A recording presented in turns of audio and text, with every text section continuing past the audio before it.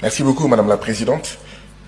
Monsieur le Président de la Commission de la CEDEAO, chers collègues, bonjour. Monsieur le Président, depuis quelques jours ici, nous écoutons les rapports des différents pays. Tous les pays disent qu'ils ont des problèmes de santé. Tous les pays disent qu'ils n'arrivent pas à nourrir leur population. Tous les pays disent qu'ils ont des problèmes d'école. Tous les pays, même là où il y a les djihadistes des États-Unis, même là où il y a l'armée française, disent qu'ils ont des problèmes de sécurité. Je n'entends pas dans le rapport des réponses à ces problèmes. Je n'entends pas dans ce rapport une prise en charge de ces problèmes. Monsieur le Président de la Commission de la CEDEAO. Monsieur le Président de la Commission, c'est hier, dans la journée, il y a moins de 24 heures, que nous avons reçu votre rapport de plus de 80 pages. Vous comprendrez qu'il y ait eu, dans un premier temps, 16 inscrits. Vous voyez, il y a 36 présents sur le total des députés de la CEDEAO. La CEDEAO n'est plus attrayante, même pour ses membres, même pour ses députés. Monsieur le Président, je voudrais savoir, est-ce que ce sont les services du Parlement ou vos services qui ont fait que c'est à moins de 24 heures que nous avons reçu ce rapport? Parce que si nous voulons bien travailler, ce ne sont pas de bonnes conditions pour que les députés puissent prendre connaissance de ce rapport et puissent contribuer du mieux qu'ils peuvent, d'accord, aux politiques, en fait, communautaires. Monsieur le Président, vous avez dit qu'un peu plus de 85%, que les recettes des prélèvements communautaires financent un peu plus de 85% du budget de la CEDEAO. D'où viennent les 15%? D'où viennent les 15 autres pourcents? Monsieur le Président, notre CEDEAO va bientôt avoir 50 ans. Ce sera l'année prochaine, un demi-siècle. À la veille de ces 50 ans, nous avons le retrait de 3 de nos membres. Voilà le bilan de la CEDEAO. Nous nous attendons à avoir un discours d'électrochoc, mais pas un discours qui nous fait rester dans notre sommeil.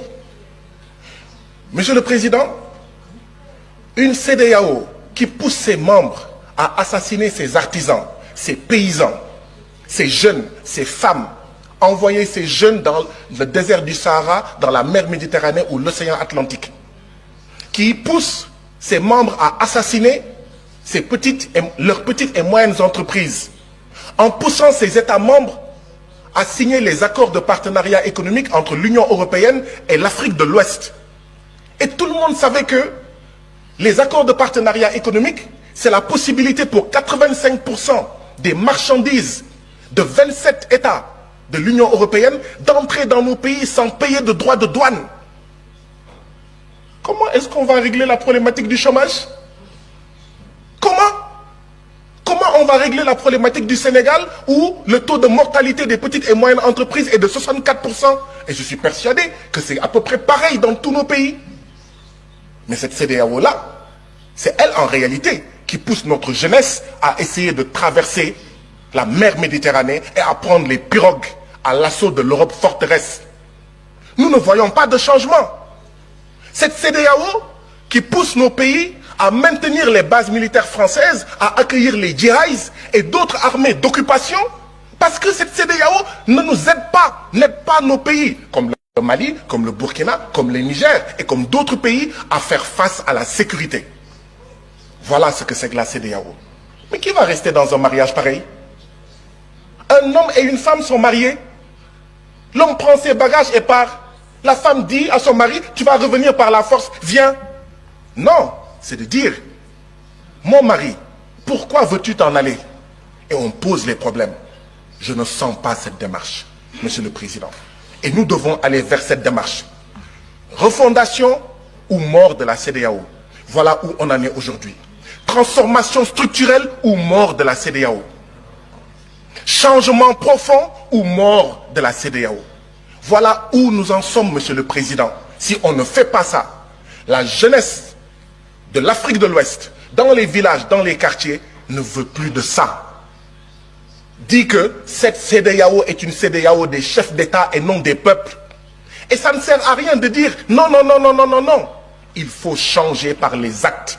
Que cette CEDEAO soit une CEDEAO des peuples, que ça soit attrayant.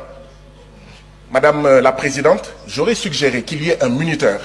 Dans nos différents parlements nationaux, il y a un minuteur, d'accord, qui montre... Votre temps de parole est épuisé. Pourquoi? Pourquoi? Pourquoi? La CEDEAO qui est censée être... Honorable Baba Sall. Honorable Baba Sall, vous avez la parole.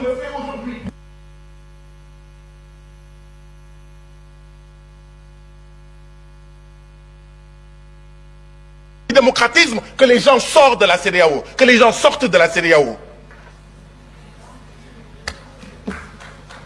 Honorable Baba Sall.